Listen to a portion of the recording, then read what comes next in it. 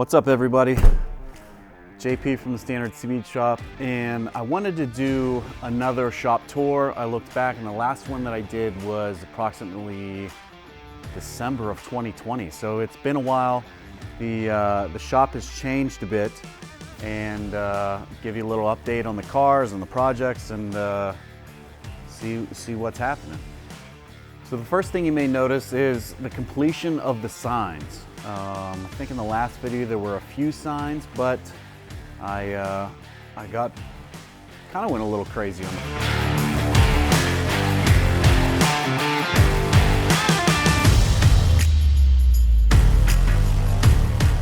And I think that's about a wrap on the signs in terms of cluttering this place up. Rather collect patina than have the signs everywhere. So speaking of patina, I'll start in the corner. The original paint black 50 Chevy truck is still here. This truck will be a Roadster Shop LSX twin turbo.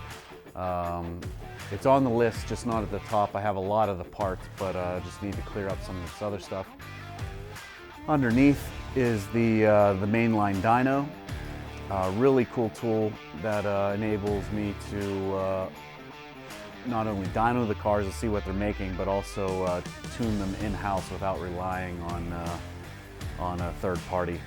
So this is the 59 beige Apache, and about a year ago this was down to the bare chassis, and this was completed in May. So I've had it for a little while. Made a trip to Columbus Good Guys and also to Dino's Get Down in Arizona. Really happy with the way this truck turned out. It's a built 6-liter with a single turbo, everything Cerakoted. The inner panels were all done, Willwood brakes, all of the goodies, and I'm really happy with the way this truck turned out. You can, if you want to see this truck in action, you can check out the Standard Speed Shop video, kind of the release video that really premieres this truck. The car beside it is a CTSV wagon. Fortunately, this is a 6-speed, so this is a pretty cool car with the LSA. Just bolt-on mods, nothing crazy, but it's a really cool car, unique, and I like driving that one around. This is a 993 turbo.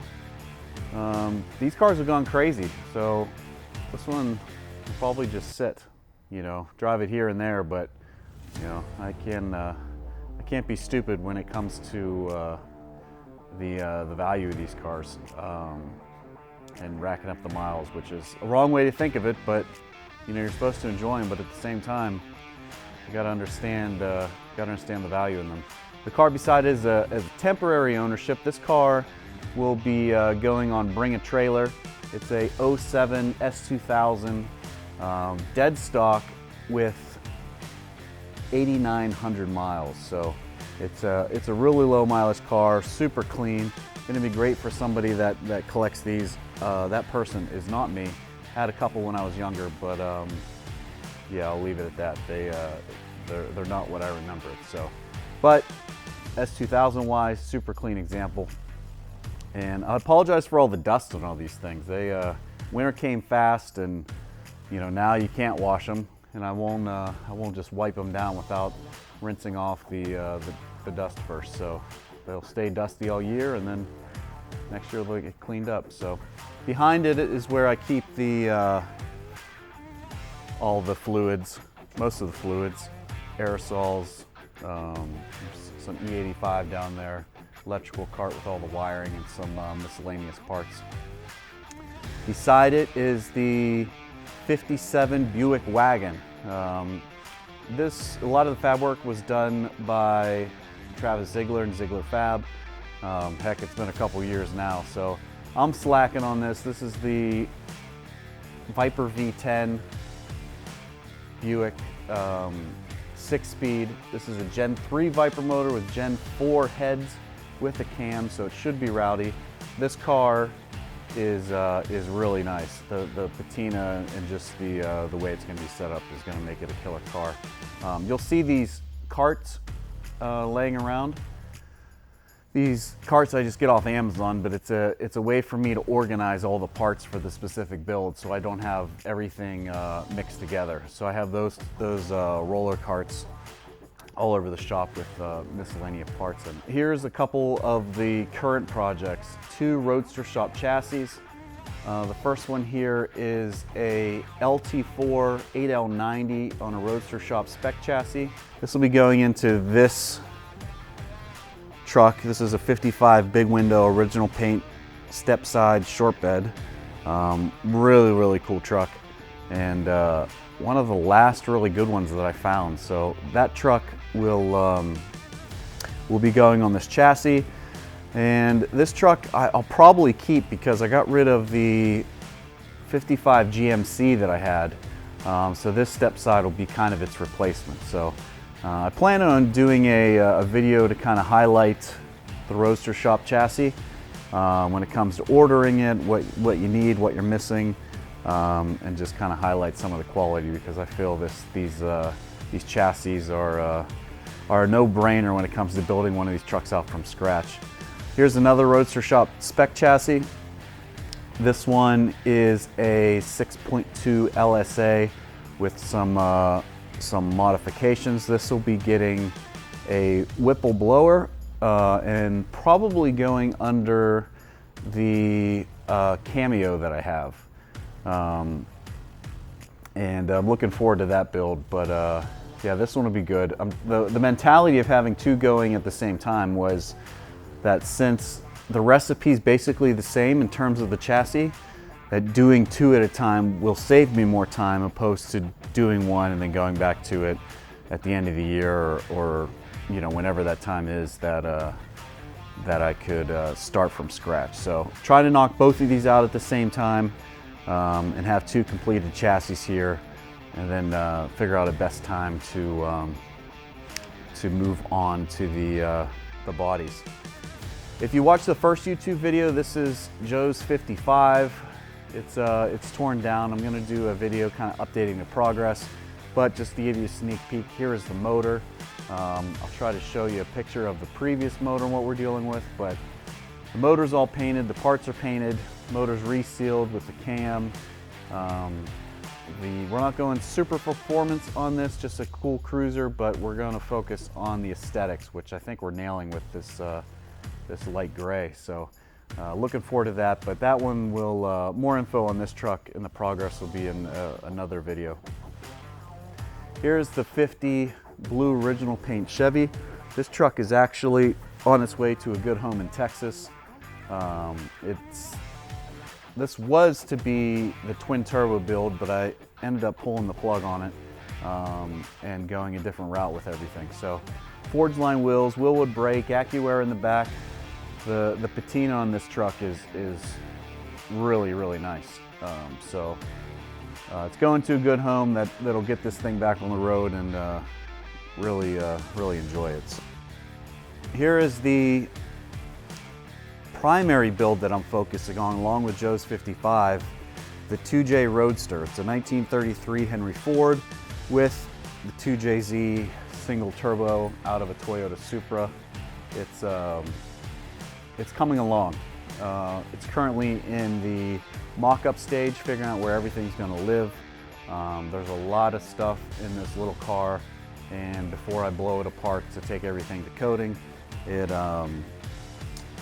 has a lot to be figured out. But it's getting there. The battery's mounted, waiting on a steering wheel, Motec dash, fuse panels mounted, along with the heater core, etc. So that one is going to be pretty cool, and it is coming. Hopefully, this car we'll see in the spring. That's my goal: spring, midsummer, to get the car on the road.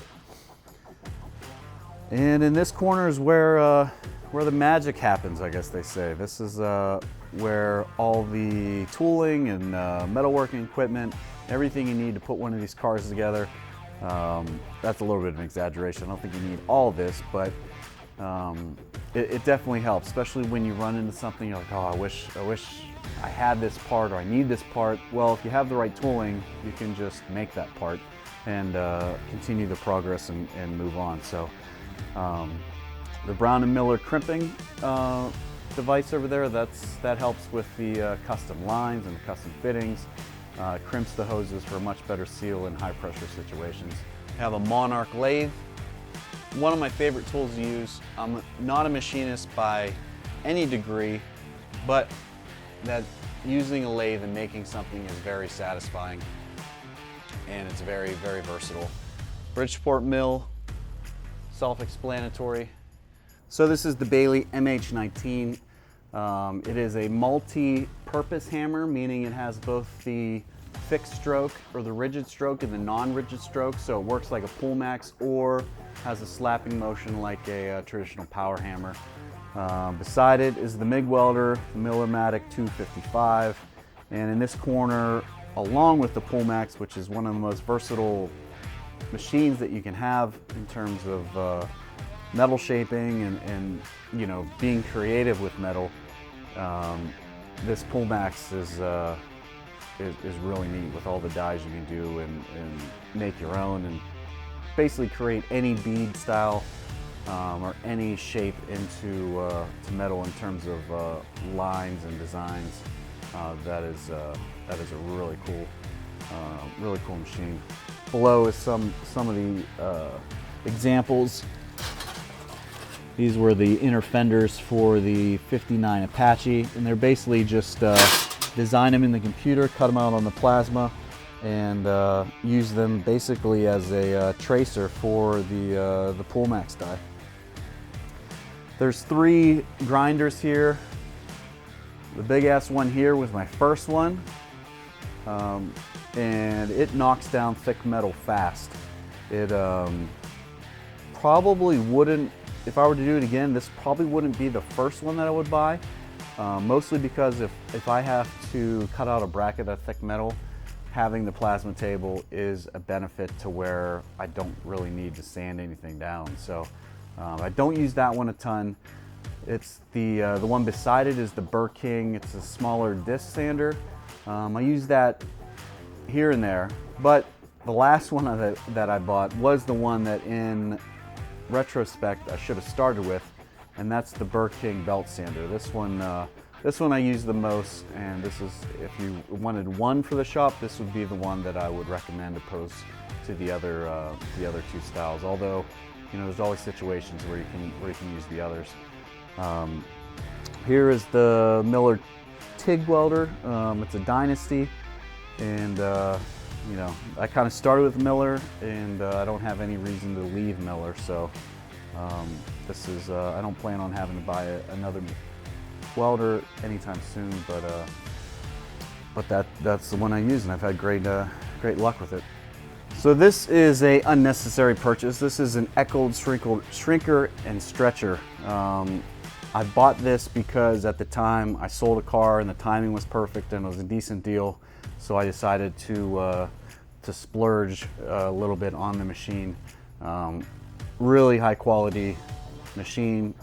The capabilities of the machines far exceed my talent, but you know, I always like to buy machines that I can grow into. There's really no point in buying the lowest level machine, in my opinion, and then exceeding that machine and having to sell it, lose money, and then go buy the more expensive one you probably should have bought in the first place. So just my opinion, but I kind of like to do it the right way from the get-go, and that is a good example of that. But really versatile shrinker and stretcher. Old bandsaw, nothing special there, gets the job done. Over in this corner, you see the Tin Man planishing hammer setup with all the dies. Super high quality. If you're looking for a planishing hammer, definitely check them out. All the different dies, all the radiuses you need for smoothing out those panels. So some sweeps behind it, a Bailey bead roller, hydraulic shear, chop saw, Beverly shear, and I think that about wraps up this corner of tooling. big table, organize the supplies underneath.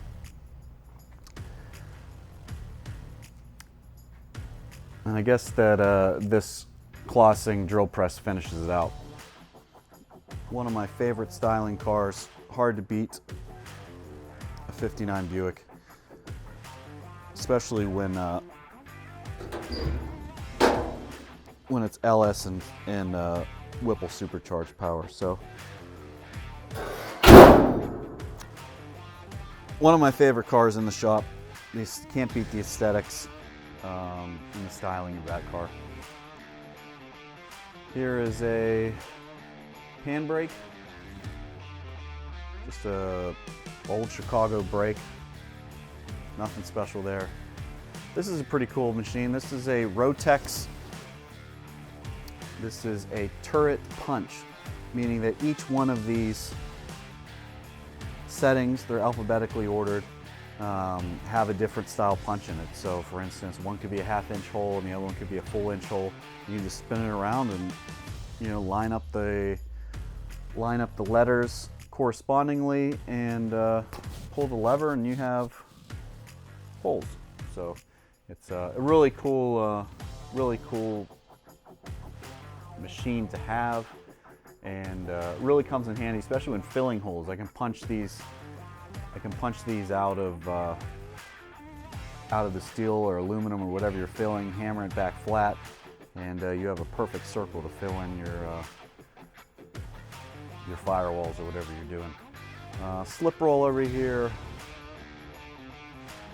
a vertical bandsaw, and an important tool, which is the espresso machine. That's a La Marzocco espresso machine, and the reason that is in here is because I opened a coffee shop a few years ago and COVID ate it, meaning the employee situation didn't work out and the juice wasn't worth the squeeze. So here it is, fueling my addiction in more than one way. And on top of the Buick is a 1937 Lincoln Zephyr. Completed a lot of work already. The underside of the car is pretty much complete.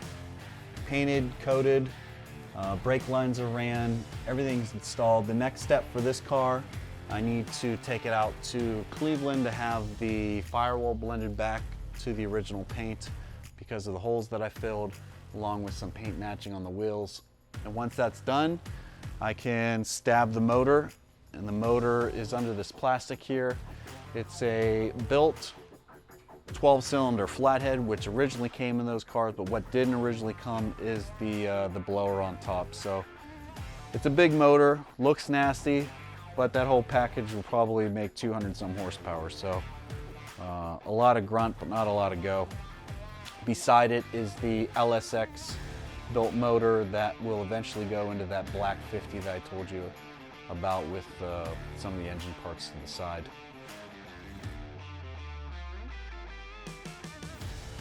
So in the new version of the garage, which happened earlier this year, I put in this little lounge area just to kind of enjoy the signs, take a break, you know, have a beer or coffee, and you know, I like the idea of it. There probably should be a car torn apart right here, but at least I don't have any place to put the couch, so that'll be reserved for that, and save me the trouble of pulling another car apart.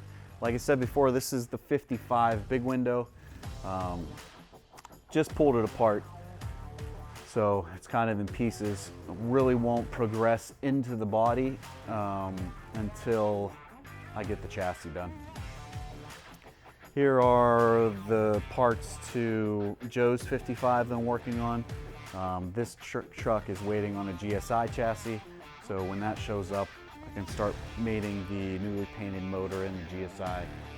So behind it is the 1950 cab over. I didn't want the cab to sit outside for another winter, so I blew it apart and brought it in. That's going to be a cool build. Ideally, I'd like to do a rollback with a Cummins common rail diesel. So that is the plan. The motor's almost done. Just figuring out the details on on the chassis. So that'll be really cool. I'm looking forward to that. Beside it is kind of one of the cars that really started it all for me. This is the '97 Supra. I've had this car on and off since the early 2000s. So I've had this car for a while. Started as a stock twin car, ended up as a 1500 horsepower street monster. The mods are all dated in terms of today's terms. You know, it's a 3.4 stroker with a journal bearing 88 millimeter turbo. So in terms of turbo technology, it's outdated, but the way it sounds and performs, it's nostalgic, and I don't really want to chase, you know, getting a horsepower chase with modern technology. We're going to make, you know, 2,000, 2,500 to compete. So it is running Motec, and put some street wheels back on it. So right now it's a good street cruiser, and kind of retire its horsepower chasing aspirations. Beside it is a '97 M3, really clean car from California. That was a nostalgic purchase, as I had one back in the day. So I found a clean one that was the same color with similar mods, and this one is the ticket in terms of matching what I had. Really clean car. Has a little more miles, 90-some thousand, but you wouldn't know from looking at it because it is so clean. Hanging above that is a Steadfast 32 chassis. And the reason it's hanging from the ceiling is because I don't have any more room to put it anywhere else. So that will eventually come down and go under a 32 two-door with an LS manual. So gonna be a really cool car, but it looks cool up there in the meantime. So I don't know when I'll get that down, but eventually it will come down. And finally, the '66 Lincoln hardtop. It has a 6-liter single turbo LS in it on rotiforms with AccuAir. I put this one up for sale a couple times. No real bites, so if nobody wants it, I'll keep it. I don't mind, but I had this one listed for $50,000. That's the number, and I honestly don't know why nobody has bought it at that price. And finally, tool-wise, in this corner is the ArcLight 4x4 plasma table. Really comes in handy. Helps me get things done much faster, and allow me to use the computer to create the brackets or boxes or mounts, and make sure it's going to work, and cut it out and have it done right the first time. So that basically is an update on where I'm at with the shop, the current projects. I'd like to make a couple more videos kind of diving in a little deeper on some of the builds and give you a little more insight into the build itself, and these are very brief overviews. So I'm working on more videos, but I wanted to give you the current view in terms of the shop, and I always like doing these to kind of capture the evolution of this building. So, but before I go, I want to show you one more thing. I call it the Someday Shed. I'm going to give you a sneak peek. These are the cars that are going to be done someday. Well, I'll just let you see for yourself. All right, here's the Someday Shed. Now, as a lot of you know, my thing is original paint patina, and if you're into the original paint patina, you do know that they are going extinct. They are almost impossible to find in original paint with the right look. So I've been fortunate enough over the last handful of years to grab one when I see it, and that's what this garage is for. This is for the overflow of cars and the future builds. For example, this is a 58 or 59 GMC big window, original black, original patina. Really, really sharp car. I don't like it the way it sits, but with with a simple blow the whole thing apart and change everything, then I can, it's a keeper. Beside it is a 55 Suburban. Really cool look. I have a cool plan with that. That involves four-wheel drive and LS power. This one here is the 54 Cadillac that you've probably seen in other videos or pictures. Really, really cool car, and I actually just got the ball rolling with Roadster Shop to do a chassis for this car. So this will be a boosted Roadster Shop chassis car that I'm looking forward to. 53 Bel Air hardtop, came out of Pomona in California. Super killer patina, original paint. Really hard to find one of these in original paint with the hardtop. So when I saw it, my buddy Sam helped me out and helped me buy this from Pomona remotely, and I'm glad I did. Up top, I was talking about the Steadfast chassis that's hanging from the ceiling. This is the car that will be going on top of it. 32 two-door with original black paint, killer patina, and will be a pretty incredible car that I'm looking forward to. 47 Fleetline, original paint car, really cool styling. I know this video is not going to kind of show you the styling, but it's got the big slant back, really Art Deco kind of vibe to it. That one is way down on the list, along with this 61 Cadillac. Super clean car, original paint. It's like a grayish blue. You can't deny that the lines on the 61 Cadillac are pretty incredible. I mean, just look at that thing. It's pretty wild looking.